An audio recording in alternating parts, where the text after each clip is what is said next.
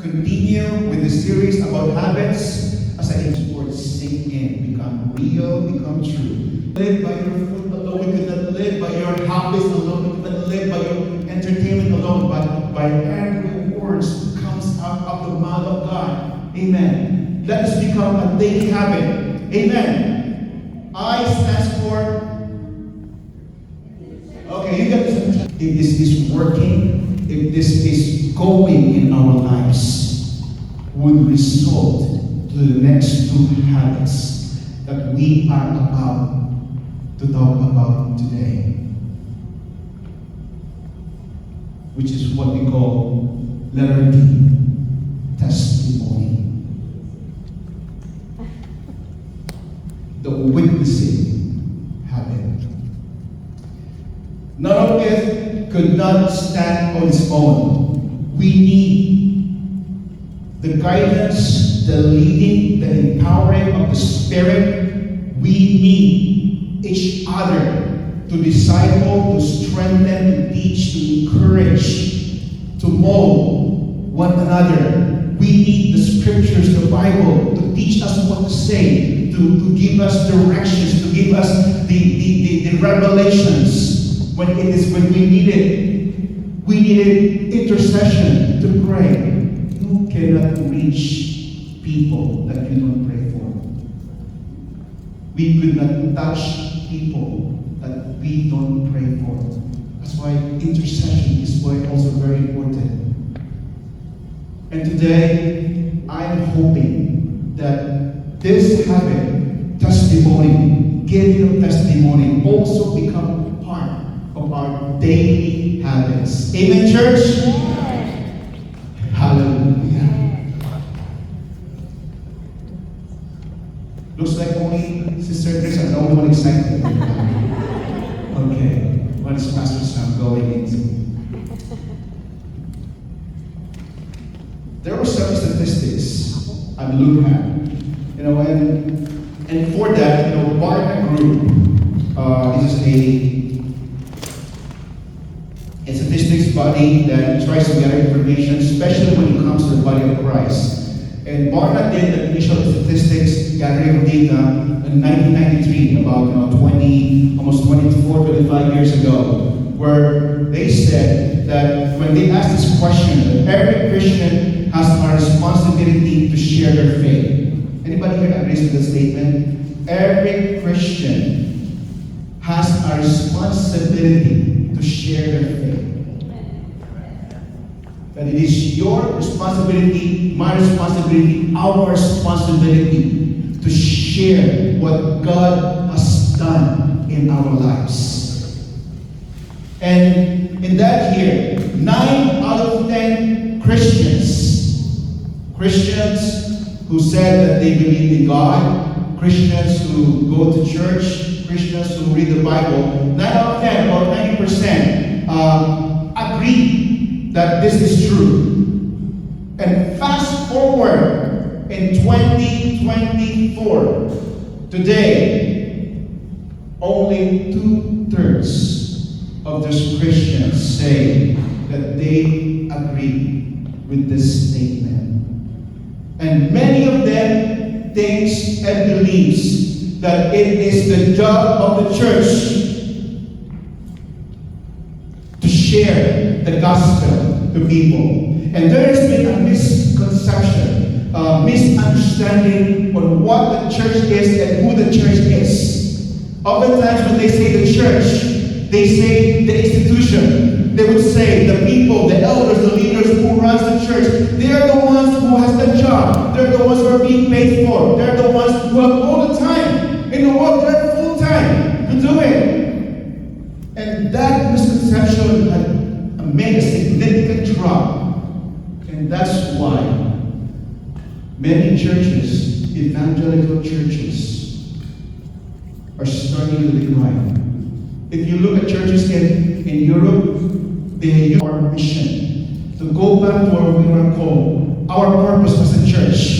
Church has become a place of entertainment. Church has just become a place to feel good. Church has become a place to just pass the time on the weekends. church has become a social gathering. That once in a while we would go out and see old friends or people, shake hands, high fives, and once in a while eat together. Those things are not wrong. Those things are good. But that's not the purpose of us being the church. And the church is not the building, the church is not the group of deacons and elders, the church is us. The church is Iglesia, the called out ones, the redeemed of the Lord. If you are born again, if you have been redeemed, if you believe in Christ and follow Christ, and God has saved you, and God and Jesus put your name in the book of life, you are the church. Amen. Amen. And our purpose is not just to feel good,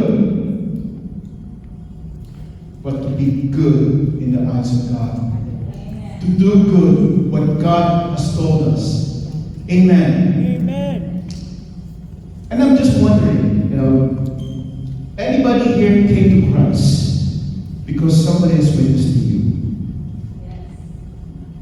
If you want me just raise up your hands. That somebody cared enough, loved you enough to share what God has done for them. That they cared enough to lead you, to guide you, to seek you, to pursue you, so that you could also see and taste the goodness of God. And also raise one hand. Very few hands. And that is why. Perhaps that is one reason. And then it makes me wonder, how can you become a Christian? You just read the Bible and you become a Christian right away? Or somebody you just were walking on the street, so I just went inside. Perhaps somebody witnessed to you, because preaching is also witnessing. Somebody's proclaiming. And in fact, some of you are probably just going to the market. Used to be when I was a young man. There's a lot of what we call street preachers back there in the Philippines. They would just go stand in a corner. They would actually have a service. They would start singing to just draw attention, and somebody would start preaching. And after preaching, they would start collecting tithes and offering. That's the only thing I didn't like, though. But and once in a while, I would chance upon people that would just go to the buses. They would ride the bus standing, and all of a sudden they would shout, "God loves you. God wants to give you life for eternity." So they would start preaching and proclaiming the gospel. There are good and there are bad. But I do believe each and every one of us, in one way or another, heard somebody proclaim the gospel, the good news. Somebody have witnessed to us. That's why we became followers of Christ.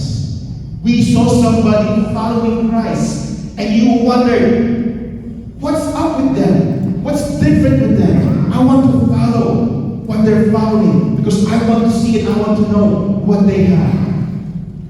Amen. I hope I'm talking to making sense to you. And in fact, this is the kind of thing I would like to bring out, because in our days, in our times, witnessing becomes very, very far from what we do every single day. A witness is important to establish a fact or determine the truth. What is a witness? I will just give you a quick definition on what is a witness. And this definition is also true, not only true in the house of God, but it's also true in the court of the law. In fact, a witness could bring death, or it could bring life to whomever or whatever they're witnessing to. A witness is a person who has seen or can give a first-hand evidence of some event, or a person who testifies, just like Brother Jr. he did today. He was there, he was driving his car, singing his song, and all of a sudden he started and almost hit somebody and had an accident. But he acknowledged that he is alive today, he is well today, because God has saved him. God has protected him. It is not just a random event, but he believes his faith. He testifies. He was there. He has first-hand evidence of the fact within or his knowledge. If you know something, if you have experienced something, if you have witnessed something, you are a witness. Anybody here have been told to become a witness in court? Yes. Aside from Mel, because it's her job, she always has to testify about the mental state of their patients. Many times I've been called, to become part of the jury, but not as a witness. I'm so glad. But every single day, we are witnesses for Christ. To witness means to see or be present, or know at first hand, to give evidence, and to attest the genuineness of something. How much do you believe what you believe is true and genuine? How much do you believe that you are willing even to expose yourself and even to put yourself in danger on what you have seen, on what you have experienced, because you are a witness? In the olden days, because there are times there are problems, right? We would witness some atrocities, we would witness violence, we would witness some crimes, we would witness some misdeeds that are done by people. But not every witness is taken or considered. In fact, in the scriptures, no one can be charged with a crime with only one witness. Do you know that? Anybody here who are familiar with the law, is that also true in the court of law? That you need to have 2 or more witnesses. In fact, in Proverbs chapter 21, actually, in Deuteronomy chapter 19, verse 15, it says there, you must not convict anyone of a crime on the testimony of one witness. The facts of the case must be established by the testimony of 2 or 3 witnesses. Not only was spoken in the Old Testament, it was also spoken in the New Testament. Paul also repeated this in 2 Corinthians 13, verse 1. This is the 3rd time I'm coming to visit you. And the facts of every case must be established by the testimony of 2 or 3 witnesses. This is the order of God. Because the word of one could just be an opinion. Amen. So if somebody, here's an application for this. Because not only this happens as is needed in the court of law, it is also needed in our daily lives. Because for sure, many of us have experienced somebody witnessing a misdeed of a person. Have you heard about what we call hearsay? The court, the law of hearsay. Unless you have witnessed it and experienced it, you cannot accept that evidence. And the evidence is only established when there are 2 or 3 witnesses. In other words, for us to stop gossip, for us to stop miscommunication, you need 2 or 3 witnesses to attest the misdeeds of any person in our lives. Amen. A witness can be someone who says, I learned from X, from someone, and I believe it also to be true today. I've heard from Pastor Sam about the scriptures, and I think it's also true. Would you call yourself a witness? You just heard it. It is a second-hand information. To be a valid and worthwhile witness, someone must be able to say, I saw it, I heard it, and I experienced it. Christianity is not just about doctrines. Christianity is not just about concepts and ideas and principles. Christianity is about our relationship with God. It's about experiencing God by ourselves. We could not tell somebody how good Joseph is, how generous he is, that every party is always bringing joy. Because I've heard somebody said it. Now, I must have seen it. I must have experienced it. And I can tell you firsthand, he is generous. He has given multiple jobs for multiple years, and more so, more coming. I know it because I am a witness, Brother Joseph. You are charged. Any other witness here in the house? We need 2 or 3. Okay, we have more than 3. Brother Joseph, you are charged with generosity. And you could not deny it.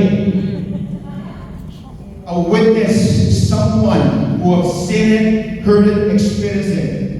And no one can be a true Christian just because they know someone else who is one, or because their parents were Christians, or because their friends were Christians, or because their spouse were Christians. But a Christian is someone who has a personal knowledge and personal experience of Jesus Christ. And that's the only thing we could witness. They have experienced individually and personally being born again of the Spirit, and then personally witness and testify that Jesus Christ is their Lord. If somebody tells you and asks you today, who is your God? Whom do you follow? Whom do you worship? Can you testify? Can you tell without any doubt? Even in the danger of being kicked out of your group, even in the danger of being terminated because of what you believe, can you testify? And many would not. Why? Because they have not personally experienced and witnessed the goodness of God. So as a Christian witness, we need to do whatever it takes. Amen. To witness. There are 3 things that I would like to share with you today when it comes to witnessing. When witnessing, there are 3 different ways that it would occur. It's either you actively pursue it, or they seek you, or they see how you live. The first one is what I call an active witness. Someone who actively pursues the non-Christians, non-believers, always looking for a chance to share the gospel, to share their faith. In fact, every believers, if you consider yourself a Christian, if you consider yourself a follower of Christ, a disciple of Christ, this is what Jesus said in Acts chapter 1 verse 8. But you will receive power, the Holy Spirit comes upon you. You know what? You are not alone. The Holy Spirit is empowering us. And you will be my witnesses. Once you have the Holy Spirit in your lives, guess what? The Holy Spirit wasn't just given for us a feel-good company for us. The Holy Spirit is not given so that we can experience the power, we can experience the joy, the peace. Those things are good. Those things are gifts. Those things are the byproduct of our fellowship with Christ. But the Holy Spirit was given to us so that we could become witnesses. Somebody who has knowledge, who has a first-hand experience of the relationship with Christ. And you will be my witnesses, telling people about me everywhere. Hello? Are you still here? Telling people about me everywhere. Not telling what you've seen in the Kardashians. Not telling the latest episode of Korean drama. Not telling what you've seen in your neighbor's house. Or not telling what pastor said and what pastor done. Okay, you can tell me. Tell me. Only me. But telling Jesus to people everywhere.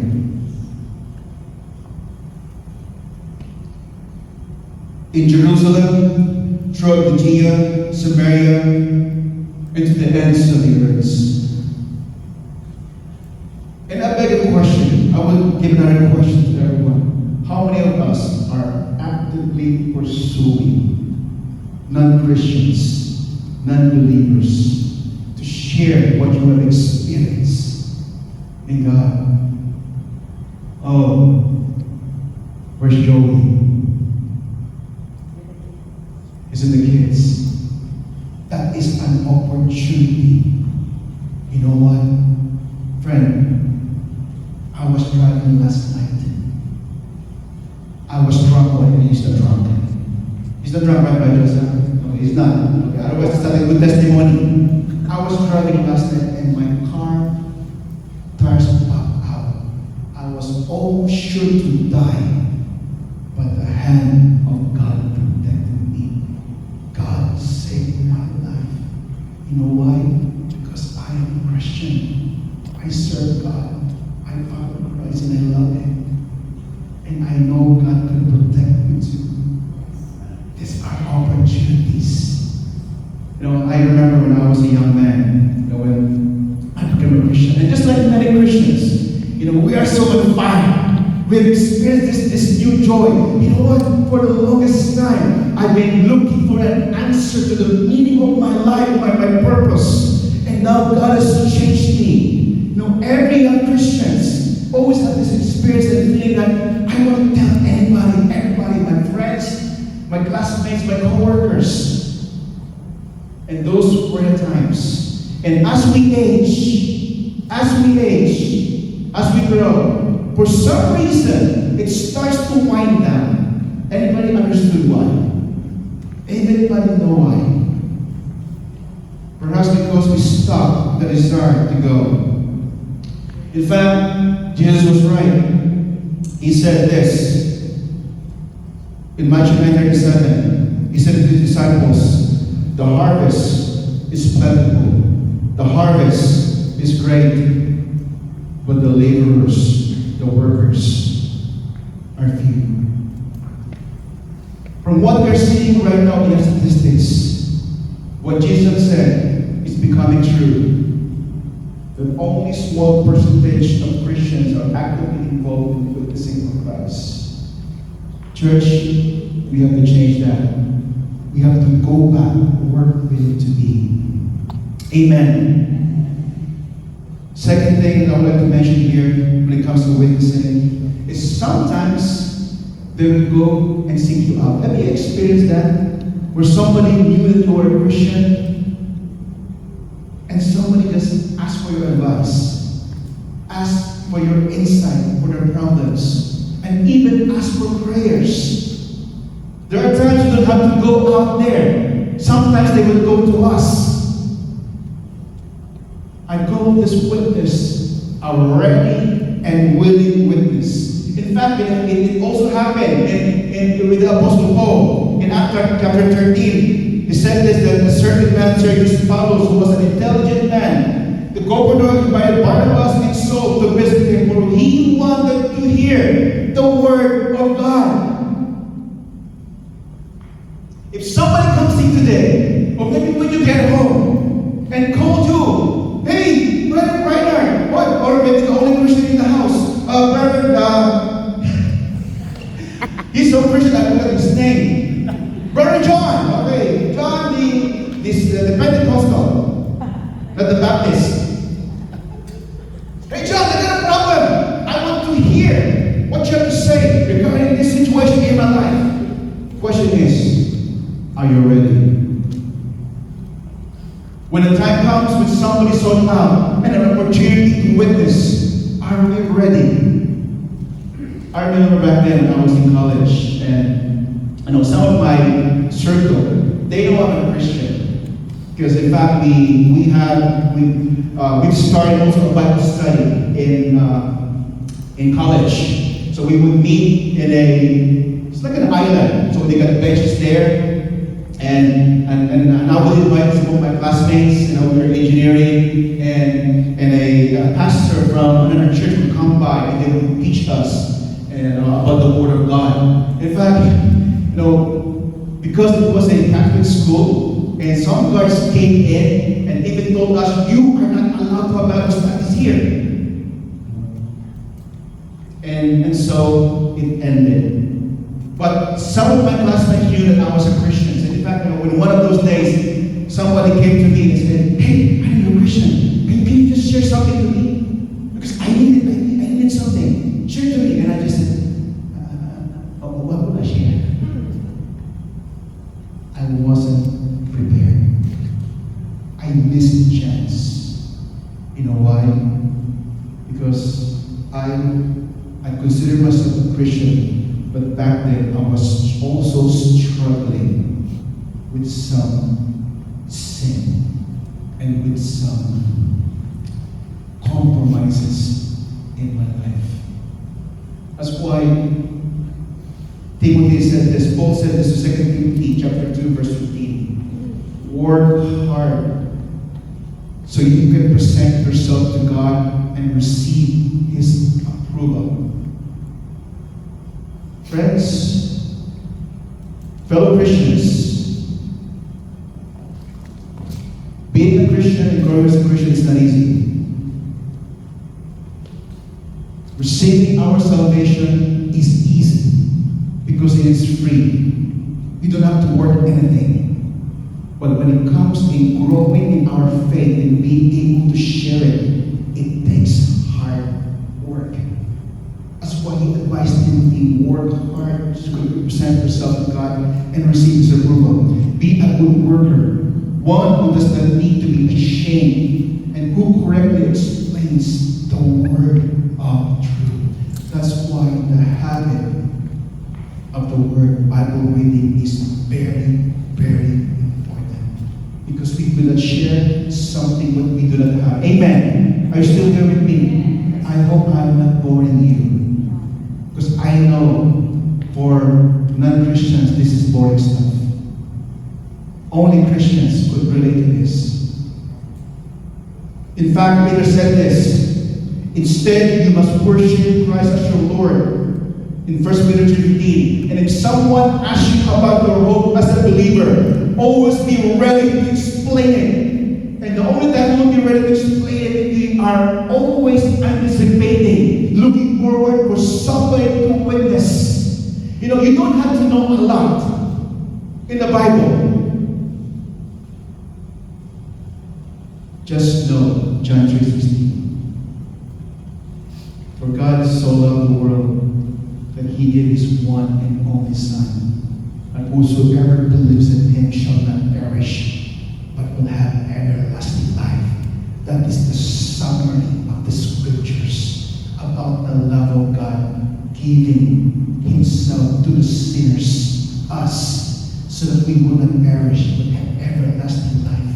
And if you will experience that, we have to share it. Witnessing, they said, is just like a beggar. A beggar who knows where to find the bread. And they would also look for other beggars to show them where the bread is. Friends, that is witnessing. That is evangelism. We are all beggars. It so happened we found out where we could find the bread that would nourish and feed us. And we showed everybody else where to get it.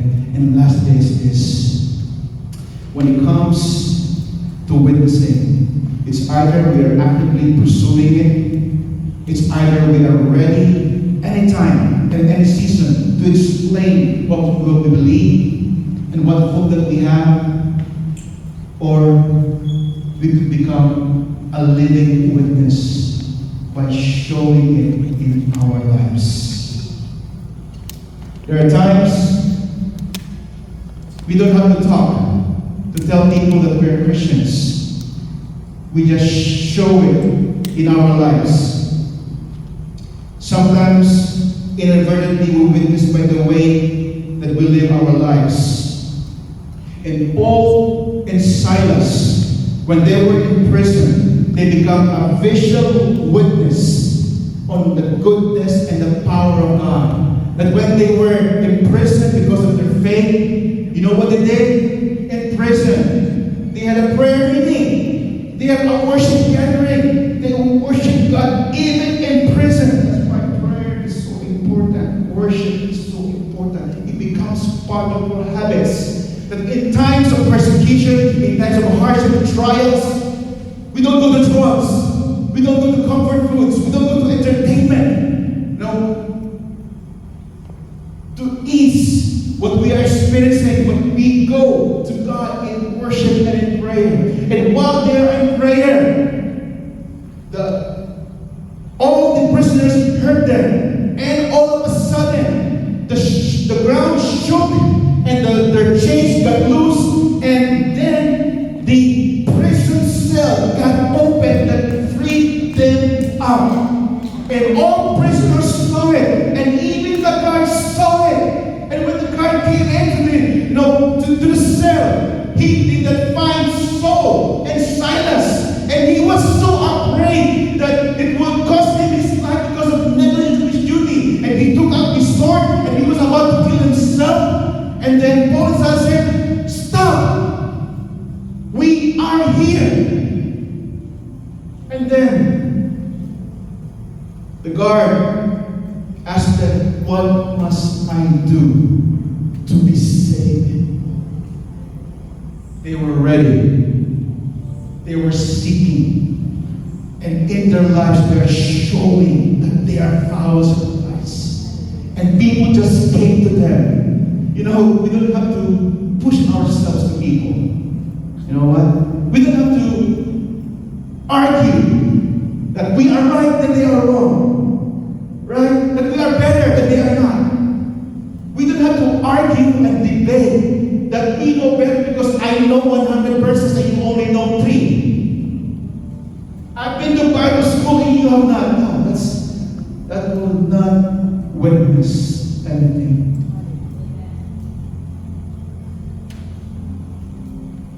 But showing in our lives, people would just come and they would say, "There's something different about Kuya Eddie. He's always smiling. Even though at times I could see he has some aches in his body, but his smile is always sweet. There's something about Kuya Eddie. I want to know what he has." And he would just come to him, "Brother Eddie, why are you always happy?" "Because I just won Christ in my heart." Amen. Amen. Sometimes they would see Brainerd. "Hey Brainerd, we always have parties on Sunday mornings. How come I could not invite you? How come that whenever we have this, I used to be friends, but I find you always busy, especially on Sundays. But even though you're busy, you go to this church, there's something in your family that I am so envious of. I've been working my heart out, trying to get ahead, but yet I could see you working from home. I hope you're working from home. I know because it's a privilege, because I know there's something about you, Brainerd, how you were able to get this favor. Friends, There are times people will say it in our lives.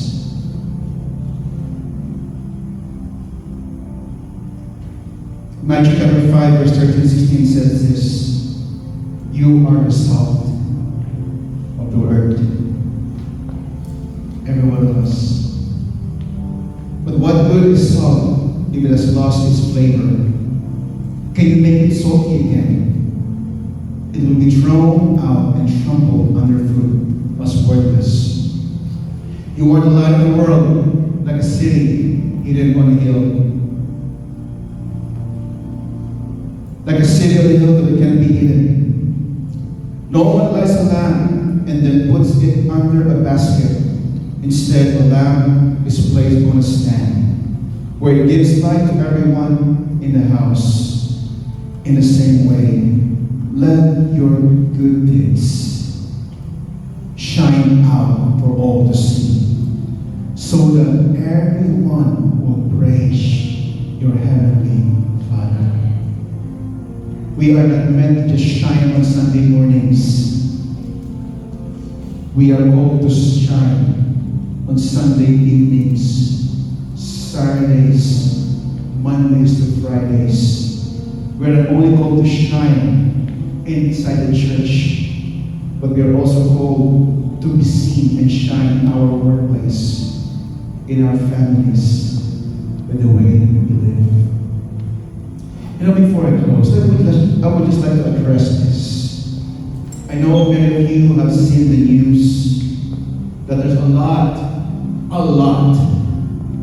of high-profile ministers and pastors of mega churches who fell morally. Some of them, we don't know the story. Some of them, they said that they have stepped down their positions because of the past sins. There's even one, a mega church pastor in Dallas, Texas, that I look up to. I listen to his teachings, and he's so anointed. The Lord has used him mightily, in the kingdom. Reached many people to Christ, witnessed the people to Christ, many have been born again, and there's no doubt he's a man of God. He's a Christian too. But there's something in his past that was not dealt properly back then. Whenever we testify in the court of law, do you know what the opposing attorneys will do? They will not try to contest what you were saying. Because it would be true, especially if you got evidence. But what most lawyers would do is to destroy the credibility of that witness, so that whatever he would say, it will fall into deaf ears. Friends, the enemy is attacking the church. The enemy is attacking the body of Christ. And at times, he would use the past sins to destroy the credibility of God's people, so that when we witness, nobody will listen. And here is my admonishment, fellow believers. Let's not hide our sins. Because one day, when we hide our sins, justice will come. No matter how many years. It took him 40 years for justice to come. Yes, he was forgiven. Yes, he got restored. But there are things that didn't minimize. God, yes, God is a loving God. Our God is good. But don't forget, our God is also a God of justice. Even his servant David, he has to suffer the consequences of his sins. The kingdom was taken away from him. He saw the death of his children because of his sins. There are ministers who have done great and mighty works in the past. They even died with their reputation intact.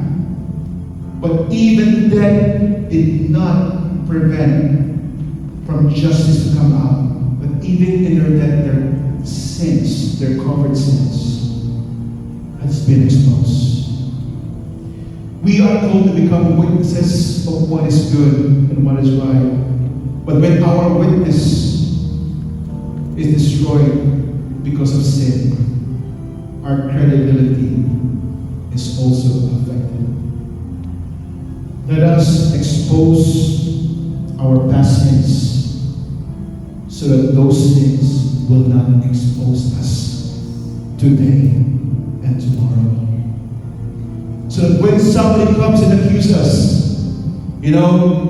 I have already asked for forgiveness before my God. I have reconciled with the people that I have wronged with or have wronged me. I have already forgiven them. So I also receive forgiveness. I've already paid my part. I've already suffered the consequences. Today I'm standing and as a perfect man, but as a man, been redeemed, been forgiven by God. Even I, as your pastor, I am not perfect. I have sins in the past. But I will not let those sins expose me, because I've already exposed it before my God. Amen. Amen. God has called us to become witnesses. Would you all stand for us today, this morning?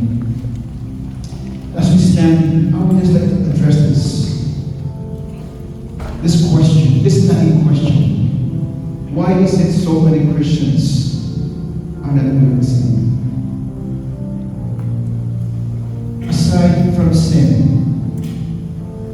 many of us is because of fear. We are afraid to be cast out by our circle of friends, that they will call us and see us as weird, as nuts, as Jesus freaks. There is always that fear that prevents us. Sometimes the reason is because we're so busy. We're so busy in our jobs. We have families. We have hobbies. We have things to do. We have responsibilities, and those things are not bad. The problem is our priorities. We memorize Matthew 6:33, seek ye first the kingdom of God, and all these things shall be added unto you. We say it and we claim it mostly because of the benefits that we get. All these things will be added to us. But we forget the kingdom of God is going out and preach the good news. We are able to not do it because we're so busy with so many things. Our priorities are not right. And lastly, why we don't witness? Oftentimes because we don't know how. Nobody showed me, nobody taught me. And it's going to change. We're going to teach everyone how to win for Christ. How we could share our faith. How we could witness. Just sharing what God has done for us. Amen. Amen. Father, we thank you, Lord, for today. We thank you, Father, for what you have done in our lives. Let it be, Lord, in your words, the book of Psalm. Come and listen, all you who fear God, and I will tell you what he has done. Lord, let this become our prayer, that we would become witnesses, true witnesses of what you have done in our lives. That our lives, Lord, will become a witness. Even, Lord, use our mistakes. Even use our failures. Even use, Lord God, our lowest moments to become a witness on how you save and redeem our lives. Father, we pray let this church, us, your people, become a church that seeks out those who are lost the way that you have seen